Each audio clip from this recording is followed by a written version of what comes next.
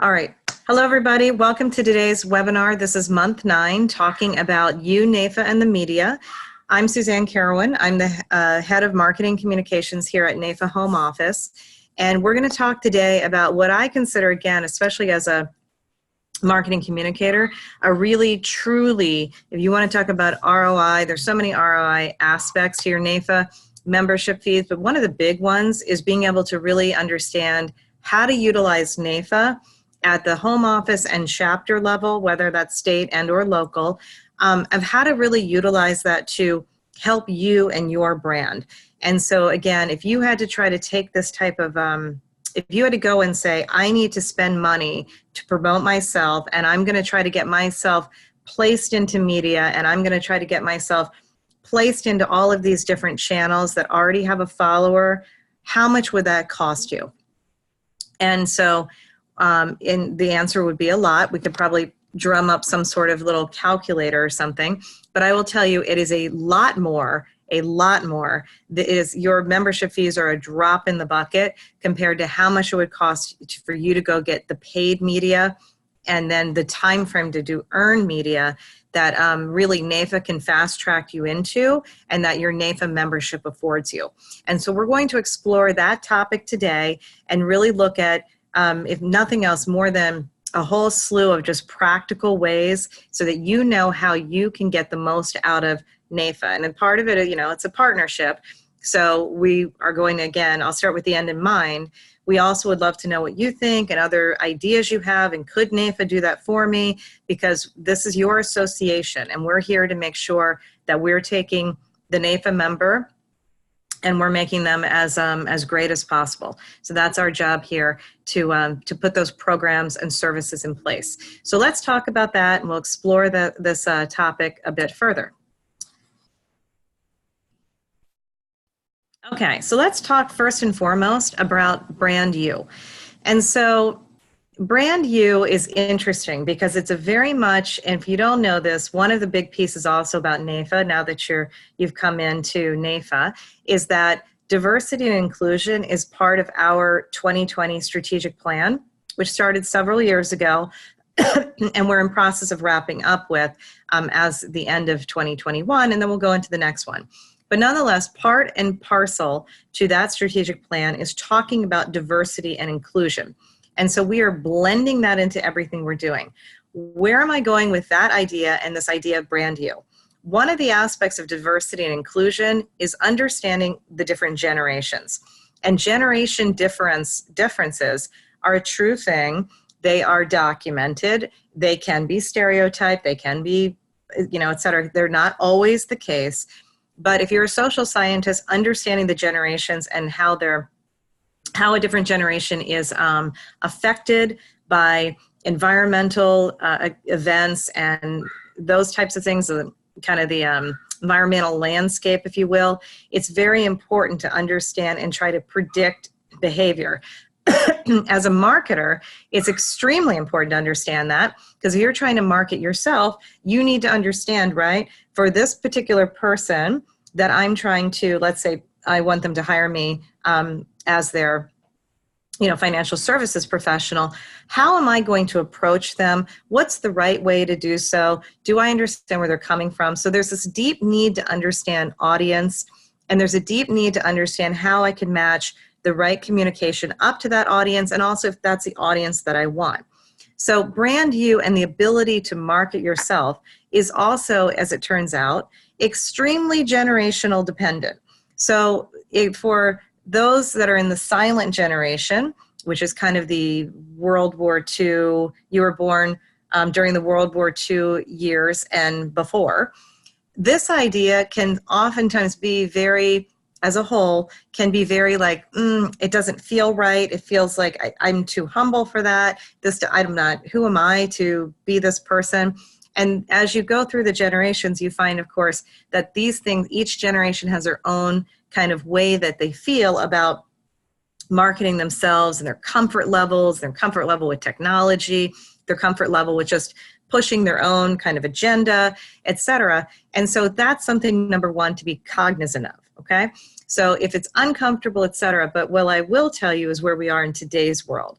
And in today's world, the smartphone here, the ability for me to self-publish, selfie, number one, take my own video, take my own photos, and put it out to public channels has radically transformed the concept of marketing oneself. And so technology has enabled this, but socially, it has also become extremely acceptable. And so we're going to talk a little bit about that. And so when you are trying to decide your own branding strategy for yourself, and this could be either personally, if that's going to be the brand, like you're an independent financial services provider and you always want to be known as that name, or if we're talking about your firm and you're trying to market your firm and then you're part and parcel of that, whatever aspect of that brand that is, the thing to notice there is, again, we have to kind of begin again with the end in mind, but who are we trying to attract? So if I'm trying to create demand creation for the right people, I first and foremost have to say, who are the right people for me? Is it everybody and their brother, or do I have a very specific group that I'm going after and I'm going to have a niche market and that I'm going to get this type of client? And so when you're doing that, there's many steps that we can do on subsequent webinars to kind of figure out what that is for you, what your differentiator is going to be for you, et cetera, so that you really can target and what you're doing is you're magnetizing the people that what you're putting out into the universe is what you're going to get back in. So you're trying to create demand creation for the right people to come to you, which will shorten your sales cycle and lengthen your client relationship cycle, which is hopefully what we're all trying to optimize, and that's what we're going for. So when we're talking about brand new, we have a couple of different steps we have to do. So first and foremost, if no one knows who you are, it's awfully hard to sell. If no one's asking for a particular product, then we have the piece called brand awareness that has to happen before people are actually demanding the brand. So your first kind of step of the whole thing is, how do you figure out how to make people become aware of you? So I would put that at the category of name recognition. So you have to figure out how big, what can you already leverage? How can I get my name out there so that I become recognizable and people have, that starts to then create a following. I start to have some influence and I have something behind it. It's probably the number one thing as a new advisor you struggle with, and why normally you tie yourself to a firm, et cetera, so that you can use and leverage some of the brand recognition that another group already has. It's very hard to start from day one and strike this whole thing and figure out how you can do that, which is why many of you are smart to go ahead and join your professional association, because it's a fast track to name recognition. And we're going to talk about that in just a couple of minutes. Again, name recognition really starts to say, as soon as I start getting recognized, we have to start saying, okay, when you hear that name, what do you relate it to, right? And this is when you start to have your reputation being established. So the establishing of a reputation is not just a name recognition like, oh, I've seen that in the directory, I've seen the name. It's starting to have now a perception about who this person is or who the firm is. And so you want to be you really want to design that to be as purposeful as possible. So you are establishing the reputation that you seek to have. And if you don't, you're going to think about how to change that, et cetera. So you want to establish your reputation. And then once I've established that, and how other ways you can do that, testimonials, references, being again associated to something that is already known to be credible and legitimate and authentic, like NAIFA. We're going on 130 years. It's hard to say we're not established. We're extremely established. So being able to leverage that and remembering what that means. So for example, if you haven't done this, a lot of new members will make sure, and if maybe you haven't thought about it, make sure that you add the NAIFA member piece into your LinkedIn profile. You might want to, we have some people that have two separate Facebook accounts. One's personal, one's for professional, or you might have one. However you blend that in, you might want to, again, include NAIFA, say that you're associated with it, and make sure that it's on your business cards as is appropriate for compliance, et cetera, but start to blend that in, because as soon as you do that, you're putting yourself and an established reputation or established institution, right? And you're starting to align those two to give you that credibility and that authority, if you will, or perceived authority that you are going to give wise counsel. And of course, with NAIFA, that's even more important, and we've fast-tracked you because we have the Code of Ethics. So don't forget about that one. You might want to get that printed and post it in your office, et cetera, because we are trying to establish that. And that is one big way to fast-track you into reputation establishment is, again, you've aligned correctly to NAIFA, but making sure that people understand what the Code of Ethics is and what you are upholding and how you will go about your practice. So the activity of that is what would fall under reputation development.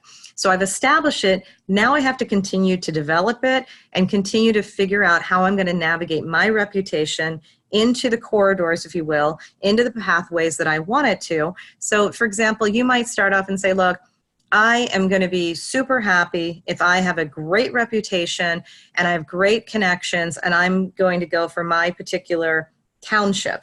And that's the sum total of what I'm looking to do. Other people are like, I need more than that. I need to be known at the state level. Other people are like, I need to be known at the national level or global level or whatever the case may be, right? So that would be the whole process of mapping out your reputation development. And then the last part of that would be, once you have that out there, you cannot, just like taking care of clients and making sure that their policies are still in good standing, you're actually caring for them, you have to care for your reputation as well. And that's one thing that in our age of everything being digital and online and easy to Google, that's something you need to also take care of and make sure that you know what's being said about you out there in the world, you know what's being posted, and that you are keeping an eye to that and rectifying anything that should come out there that's not the case. Think of it as your credit score, right? If all of a sudden you get something on your credit score and you get dinged for, I don't know, some late payment and your credit score goes down, you have the ability to go back and try to make that right with your creditors and get your, Equifax or whatever updated. Reputation management is much the same. There are tools for that, et cetera, but I'll tell you a really easy free one. All you have to do is go to google.com/alerts, and it will give you a little box, and you plug your name into it or your firm's name into it, et cetera, and you save that. And I would say you want to do that for the people that are closest to you, your company. You can do it for NAIFA, but what that will do is every day, it's how you set it, but you'll get an email saying, we scrape, Google, this is Google, use their algorithms and scraped everything that Google already indexes, and it will send back to you usually a couple, either nothing or a couple of posts there that include that phrase that you put in. By the way, you could also do that for your competitors. You could do that to just try to keep track on certain things, like, I don't know, your favorite sports team or whatever, but it compiles it together. So it's an easy way that you can kind of, it's a little productivity tool too, to come, and every day you can kind of do a scan down there to find out what's being said, what that is. And it could just be your topic. And maybe if you also want to, you're studying a specific thing, just keep tabs on that, okay? So it's a really easy way to do that. And that would fall for this purpose on reputation management. So if we do all of these things right, and we're putting this out into the universe, then we will start to create demand. People will know us. They'll associate the right perceived value to us. And then, of course, when we get actual belly to belly, I now have a real opportunity to deliver on that value and being able to now shore up the entire relationship and solidify what my brand is, right? Which will then, again, continue to amplify. And that's that whole positive life cycle, kind of feedback cycle we're trying to get into, okay?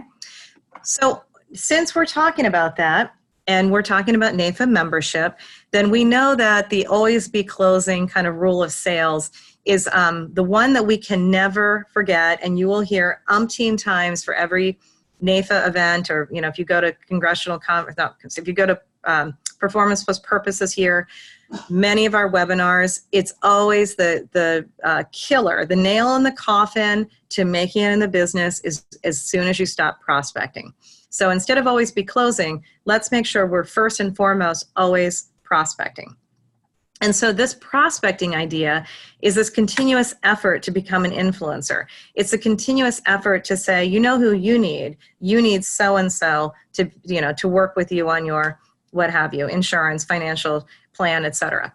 Now, this is nothing new to NAIFA members, and you've joined a network of people who are, bar none, the best at doing this. They've always done this. So there's so much wealth of knowledge in our own community to tap into.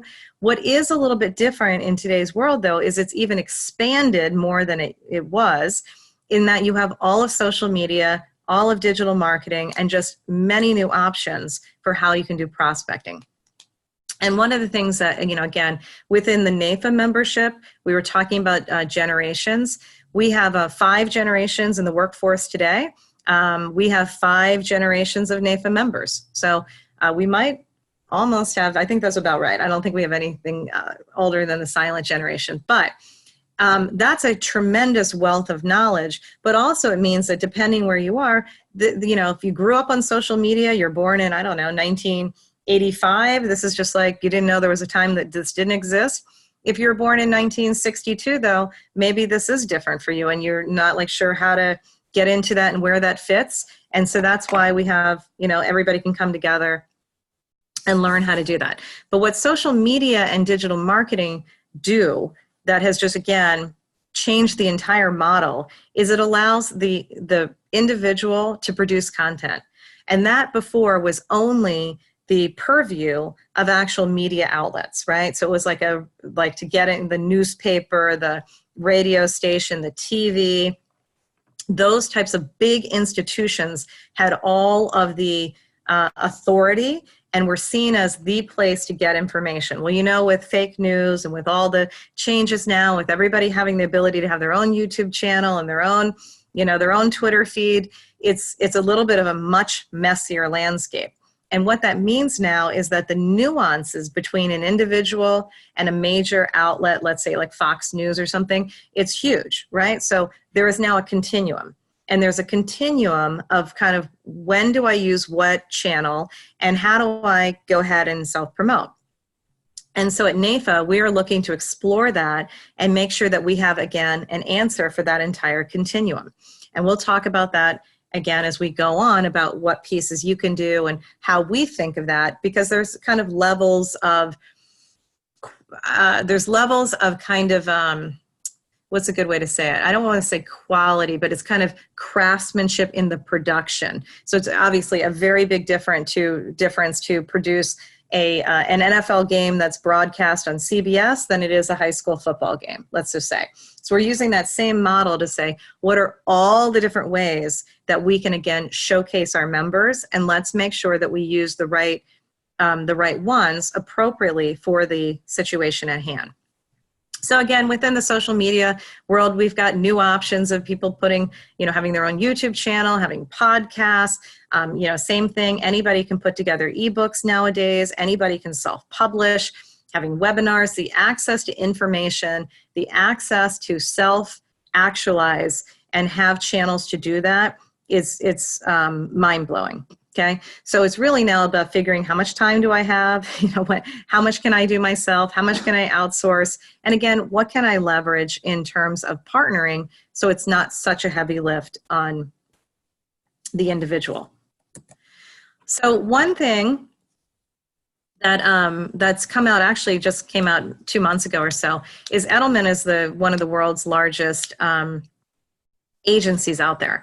They put out a study that's called a brand trust study. So in the world of marketing communications, talking about brand trust and brand authority is something that's studied all the time. And it's looking at, again, how do consumers, how do they buy, right? How do they buy? How do they make decisions? And if you haven't heard this little stat, there's 2 little things to know, which is the average American adult has an attention span of less than 4 seconds, right? Goldfish have longer attention spans than most of us adults. Most of us have 80,000 or more, some sort of commercial advertising coming at us on a daily basis. And the third thing to note is 70 to 80% of all decisions now for a consumer to make is made without that brand being a part of the conversation, right? No one has, the consumer has done all the research online, they've talked about it, et cetera. They've talked to their friends, it's word of mouth kind of world, and they're making a decision without you being part of the conversation.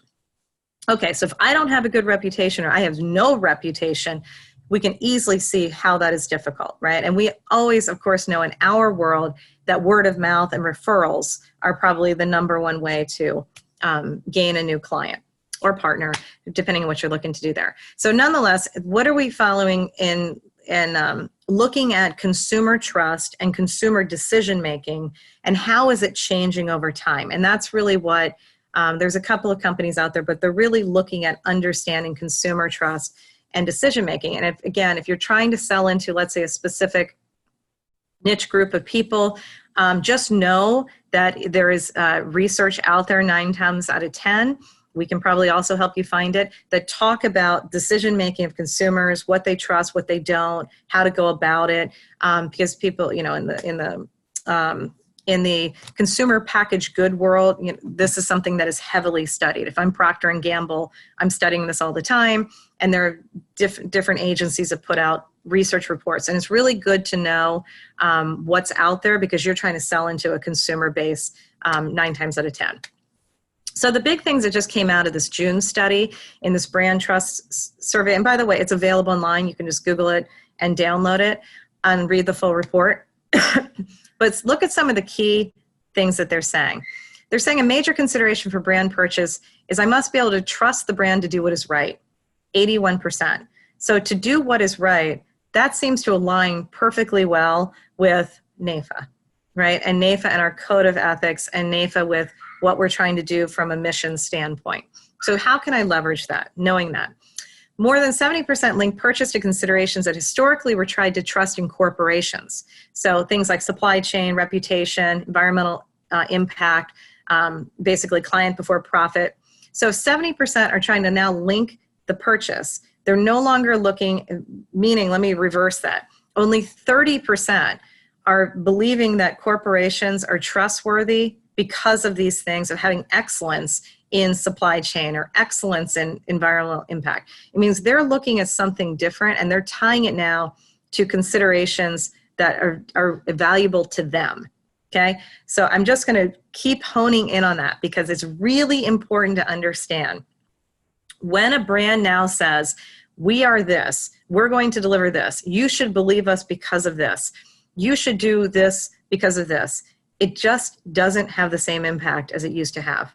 We have a very skeptical consumer who has massive choice in information and massive choice in options for where to put their money. I'm saying this because we're trying to grow membership at NAIFA, right? What's going to work better? Us to say out to someone who doesn't know us, you should join NAIFA now. Join NAIFA, join NAIFA, join NAIFA. And NAIFA is saying that? Or is it more valuable for a member to say, here's why I joined NAIFA, and I think you should too? And you see where I'm going. The latter is much, much more powerful, which aligns perfectly, as we're going to see, for how we can help to support you. We are very much in alignment with that, because there is no greater testimonial to NAIFA. Is all about its members. And so the true value of NAIFA is the member-to-member interaction, and it's the wealth of knowledge that our members bring together and the energy and excitement they bring about this industry. But within your own work, again, understand that all of these things are falling back now on you, right? They're falling back on your personal reputation. So last thing is 53% of customers agree that every brand has a responsibility to get involved in at least one social issue that does not directly impact its business. Now that's interesting, because the number one thing that NAIFA does, the number one reason we were founded, was advocacy, right? And we are here to advocate on our clients' behalf, right? And also, so our American families and businesses that our members serve.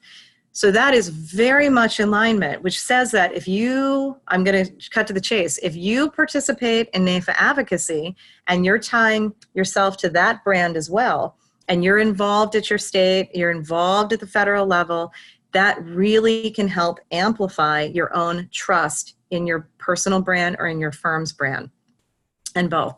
And so that can help, again, be a differentiator to you, right? So not only good for this, our collective group serves 90 million American families, but that allows you personally to leverage that activity, not only to do the right thing, but also you can leverage it back into your own reputation to, again, help to substantiate that trust, along with the code of ethics. Makes a very compelling package for why people should trust you and why they should know, and they should be able to understand and forecast how you will react to something, knowing these kinds of fundamentals about you. Okay, and that's what you want, because consumers want predictability, right? We can't have erratic behavior that erodes trust. So how do we leverage those things in NAIFA? Great. Your business is built on your reputation. You know that. And the question really then becomes, okay, what can we do for you? Okay. So our NAIFA members, I would say, taking care of their reputation is paramount to them. I think they do it better than anyone in the industry. That's what makes, it's one of the special secret sauces that makes NAIFA members. And it's a real value, and it's a real essence of what it is to be a NAIFA, kind of cut from that NAIFA cloth. So if we can do this, how can we do this better for you? And so the question then becomes, what are the tactics? How can you employ your own time with NAIFA and get really all of your money's worth, if not more? How can we help you? And so I have a whole slew of different ways to throw your way for different ideas for how you can use NAIFA and use your membership, and we're encouraging you to do that, of how we can help you. So I'm going to go through each in turn, and we'll talk about each point, and then we'll kind of wrap up and take any questions. So clearly, I was talking about the social media side, and just to give you a rundown of what we use at NAIFA, and this is NAIFA Home Office I'm talking about. Each state chapter and each local chapter has some variety of this as well. We're working on kind of a standardized communication model across all of NAIFA. But for right now, just so you know, Home Office, we use Twitter, Facebook, YouTube, LinkedIn, and Instagram. Those will be our primary social media channels we use. Twitter tends to be a little bit more on the advocacy side, tends to be a little bit more on the policy making, what we are trying to let members know. It's a more communications news type of tool. Facebook tends to be a little bit closer to telling some of our member stories, talking about our events that are coming up, etc. YouTube at this point we primarily use for either really archiving webinars, events we've had. It's really from a viewing standpoint that we've been using YouTube the most. LinkedIn, again, is a more corporate feel to it. We use that for, and I'm talking about our LinkedIn company page, kind of big news, big announcements is how we're using that. And Instagram is our most fun channel, if you will, and we use that for mostly primarily telling stories of our members, right? We'll do some event promotion as well, but it's really, again, getting out in front of people we don't know. So what can you do with that, right? So if 80% of people make decisions when you're not in the room and you need to create a brand and they don't know you yet, social media is probably one of the key ways to get people to know you, because I can get out in front of people who don't know me, which is unlike email. And I can't buy email and send it. I'm not supposed to do that. I can buy direct mail, but it's very expensive, right? So social media is a public-facing place I can insert myself to try to, again, create my reputation and to build it. So if that's the case, and we already have, tens of thousands of followers and we have all of this already in place, wouldn't it be great if we were able to just pick you up and then put you in front of all of those followers? That would be great for you, right? So to do that, a couple things we need you to do. One, follow NAIFA on all these channels, right? And if you might have a particular channel, that's your preference, perfect. Follow that one. When you follow us, we also can follow you. And that then is a win-win, because that way we're looking at you and we can see something you've done and we can go, oh, we love to do shout outs. Hey, great job. Bob Green, he just did this whole thing. And we've seen this, we started this last couple of months, and we've seen this just go, starting to be like wildfire throughout the NAIFA nation there, where people are starting to also correctly tag using the hashtag NAIFA Proud and hashtag Main Street USA. Okay, so NAIFA Proud is really when we have a member moment, and we have, I just got 2 this morning. We have a new member that just got pinned at a ceremony at a conference from NAIFA, Missouri.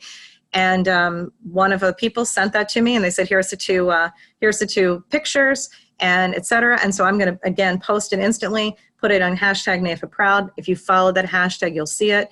But if you're putting that at your local level, or you're just doing your own personal post, put in hashtag NAIFA Proud. We scrape all of that together, and we can see that, and then we can come and follow you, and then again, amplify what you're also putting out there. It's a win-win, right? We love, love, love to celebrate our members and to give you that extra boost. And also, since NAIFA members are just a little bit competitive and always very performance-minded and trying to figure out how to enhance their performance, it helps to kind of put a little, it's like a good training partner out there. They help to put a little pressure on you to keep up your game and keep stepping it up. And we have a lot of members who just absolutely love that. It's one of the best parts of NAIFA membership is, again, just having that accountability with other people out there in the field doing the same thing. You know, if you've got a partner who is in a completely different industry, they're like, yeah, okay. If you're have somebody else who also knows you've got to get this number of calls in a week, a day, appointments, et cetera, helps you to kind of up your game. And then another thing you can do is you can start participating in tweet chats. And we will do more and more of these as the days go by, where we're actually encouraging people to say, hey, come on in, follow this particular hashtag. We're going to talk about, you know, Life Insurance Awareness Month is this month. So go ahead, and once you do that, you're actually putting your name in front of the whole group of people who's following that tweet chat, and you're going to get recognition for that. So again, if it's a tweet chat to the consumer side, like maybe we're going to talk about long-term care, what a great way for you to get name recognition. If it's on the, maybe you're looking for another partner, or you're just trying to get more kudos within your own peer group in the financial services crowd, you know, you're going to help build that reputation there. Okay. So just a couple of ideas and real practical things you can do today on the social media front. All right, what about blogging? So blogging, again, is writing at its essence. It's writing in the digital kind of format. And blogging's been out now for 15 plus years. But what you want to know about NAIFA blogs. And NAIFA has a variety of blogs that we are more than happy to take in writing from you, take in figuring out how we can feature you all the time, et cetera. So a couple things to note there is that the NAIFA blog is its name. Is on our website. You can subscribe to it.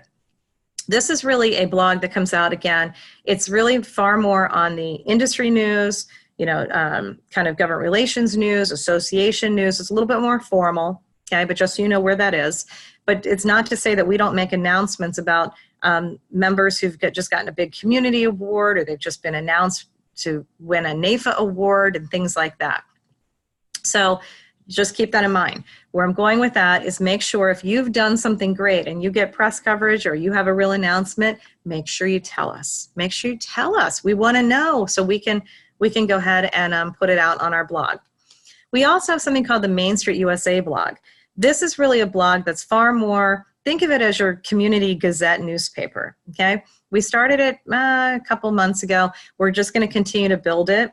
But if we're all about Main Street USA, we should have an aspect of us that's like a community gazette newspaper where we're really celebrating what we're doing within membership at the local, you know, community level.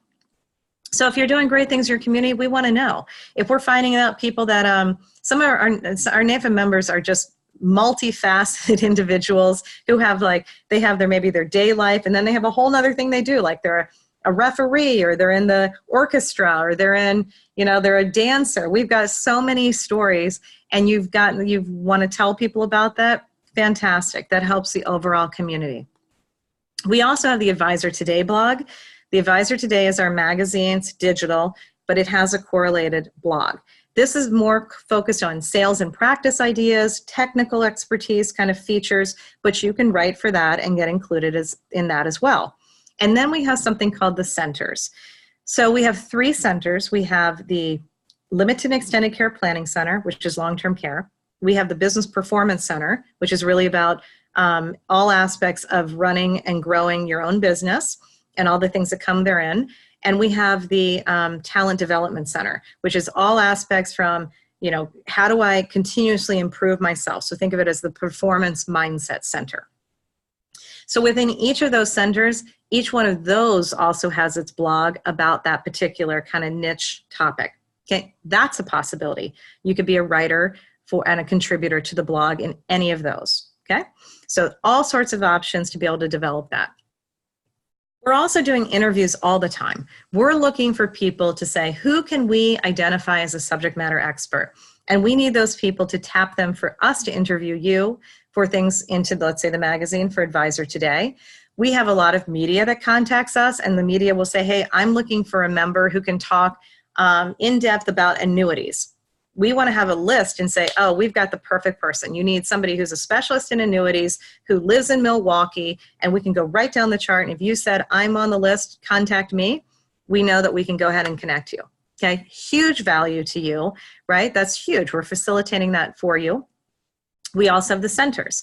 So many of our centers, for example, in the Limited and Extended Care Planning Center, we will do interviews between our executive director and an expert, et cetera, and we will capture those pieces and be able to, again, feature you in interviews, okay?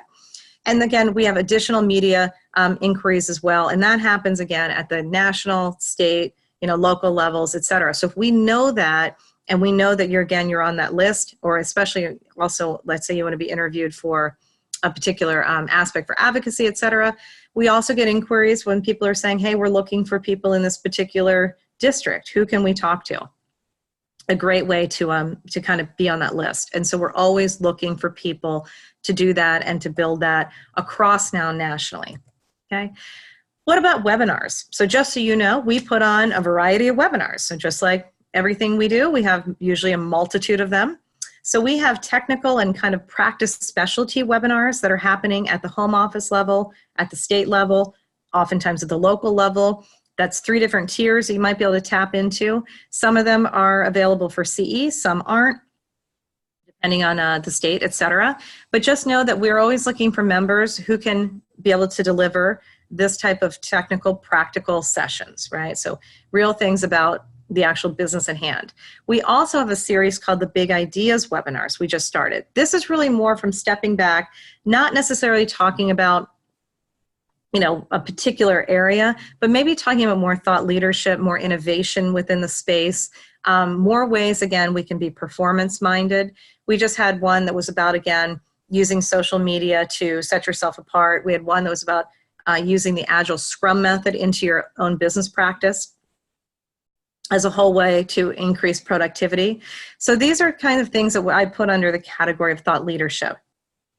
And again, every one of the centers we just talked about, Limited Extended Care Planning Center, Business Performance Center, Talent Development Center, they also have their whole set of webinars scheduled that, again, you might want to look to say, I'm a webinar presenter, I'm an expert in this area, I also want to be included.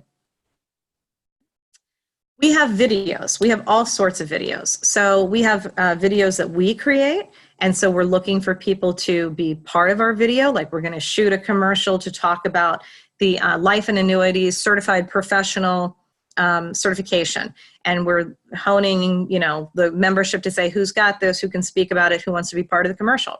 We also have videos that we take when we just did one at Congressional Conference back in May, and we had those that wanted to come up to say, how do they represent Main Street USA and why are they there? Why did they take out time and spend the money to come to Washington, D.C. to go ahead and do advocacy? And we did a whole series of videos. They're on our Advisors You Can Trust page. And they're really phenomenal because they tell the personal story of that member and who they're there to represent.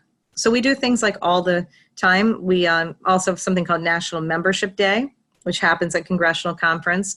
So putting on videos. We also often do a call for videos. And sometimes we'll do a little incentive kind of a contest. So like send us a video of like your top 3 reasons why you should come to Performance Plus Purpose Conference, and we have the volunteers judge it, and the top prize gets $300 or something like that.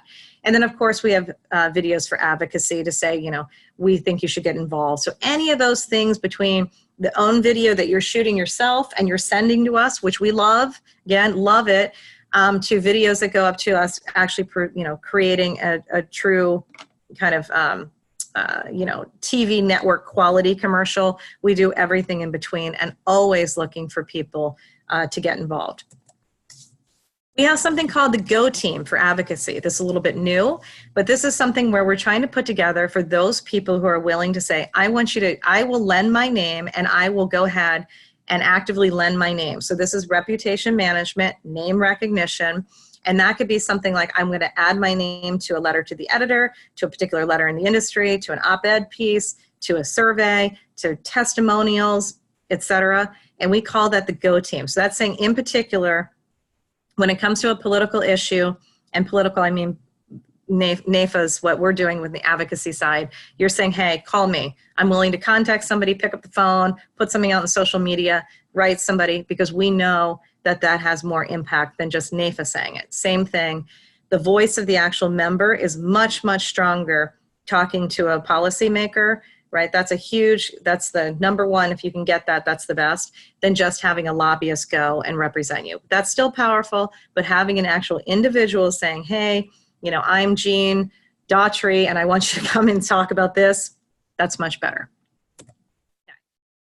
We talked a little bit about all the writing opportunities. So just again, to get you familiar with Advisor Today, it comes out 6 times a year. The new September-October issue just landed.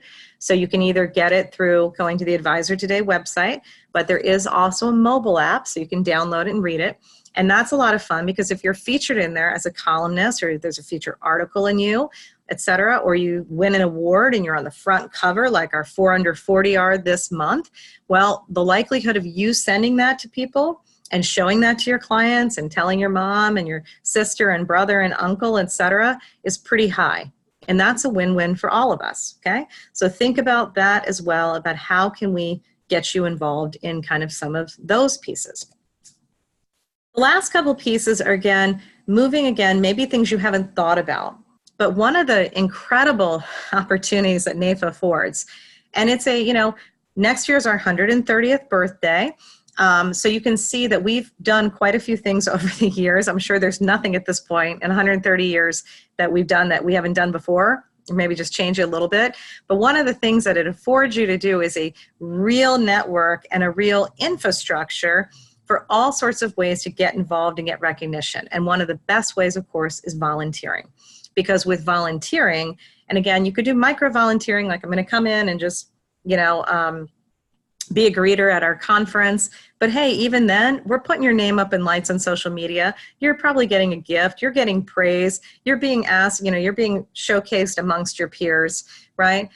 But there's that, and then there's actually going into the kind of the hierarchy of NAIFA and saying, hey, I want to serve as a chair. I want to be a membership chair. I want to be the secretary. I want to get to the point where I'm the chapter president. I want to get to the point where I am the national president. I'm on the board of trustees of all of NAIFA, right? All of those things give you that title. And so having that title, again, getting a title with an institution that's going on 130 years old, that has a glowing reputation, that is known for its code of ethics and the quality of its people and the quality of its advocacy, well, how could you leverage that? And so that can help you, again, to amplify and accelerate how you're known not only in the world of NAIFA, but again, how you're known out into your own community, right? So how you can then say, hey, so-and-so was just nominated to be, just elected to be the president, et cetera, et cetera. So again, this is, again, a win-win for all of us. You can put it on your website, you can put it on your business card as appropriate. We'll link it to you, you link it to us, and we can really make this a huge fun experience, right? That really has true ROI on the membership fees, okay? So hopefully you want to volunteer because it's the right thing to do, but let's face facts. There is some piece in there that helps you to differentiate yourself, right? Because it's saying not only are you just a member, but you're an active member, right? And that's even a different level of participation and engagement, right? It also affords you just so many opportunities to tell your clients, same thing with going to congressional conference or going to P+P, which is a performance plus purpose. We have many, and we actually passed this out this year. We gave everybody a little graphic to put at the bottom of their email signature. And basically it said, I'm going to be out of the office because I'm going to Washington, I'm going to Capitol Hill, to advocate on your behalf. Yeah, that gets a lot of people are like, wow, that's incredible. That's a real conversation starter. Along with many, many, many of our members now will take their membership pin. You get a lapel pin. They will take that and they will tell prospective clients and their clients, let me tell you what this pin means and what this means to me.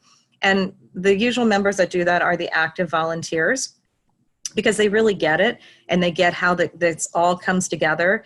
And it becomes, again, just a positive lifestyle, a positive mindset way to go about. It sets them into a real purposeful way to approach their practice and helps to remember the bigger meaning of what they're doing, right? And volunteering, of course, has that same effect. So highly encourage you to get involved. And there's so many different ways. And last way to really use, you in the media, because we pick up all of these things, would be to win an award. I mean, that's really great media, and you're going to get a press release to the industry publications, et cetera, out to the right channels about yourself, as well as you will likely have video and professional photography. You will be recognized oftentimes on a national stage. So whether it's at our Performance Plus Purpose conference or maybe at your state conference, but those are huge opportunities to get media coverage. Of course, social media coverage would be great, but really getting it at that newspaper level, the community kind of TV level, et cetera, that's something, of course, that is marketing gold for your own self. And once you win an award, you really are kind of titled for life, right? So you have a lifetime title of being the 2018 YAT Leader of the Year. That never goes away. Or you were a National Quality Award winner, or you won the John Newton Russell Lifetime Achievement Award. Those things stay with you and they stay in your bio all the way forever, right, in perpetuity. And oftentimes, we will also see that in people's obituaries. They will see that because it's such a huge achievement, and you have a huge organization that is acknowledging that and putting that out into the media and loving you and understanding what value you bring to not just your own practice, but to the community and to the greater NAIFA nation as a whole. So those are all the kind of things that I was thinking that I wanted to convey to you about opportunities. And again, hopefully you're thinking, wow, that's a lot. You can take that, think about how you can start mapping out your plan for what would make sense to you.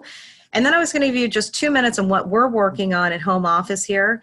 And some of the things we're trying to see, how can we take all these options and make it as actionable for you as possible so that you can fast track and, and utilize more of our media opportunities. So some things for that, for example, would be us giving you a template for a particular press release and for you being able to put it out there. For example, you're going to have your own press release you're going to send to your community paper talking about you going to congressional conference, would be something like that. A template you could use to be able to tell other people within your, your clients about an award that you won. Getting more media training, building out the Go team, and we're also building out a speaker and writer bureau. And a little phrase we like to say at NAIFA here is more please. So we're just trying to do more of the stuff that's going to help serve you better. And with that, we would love to have any other ideas and feedback that you have for us about how we can work together and we can help to really promote and praise and love up on you. And if you have any of those, feel free to use membernews@naifa.org. And that will come in and we'll look at that and we can figure out how we can either accentuate a program or do something new. And, listen, I just said we've got tens of thousands of the world's greatest prospectors in our NAIFA community. So what better way than to share that and come up with all the ideas and do it together, right? That's one of our new mottos of together we can take on anything. So please send us your information and feedback. And we look forward to seeing you and thank you for being a NAIFA member.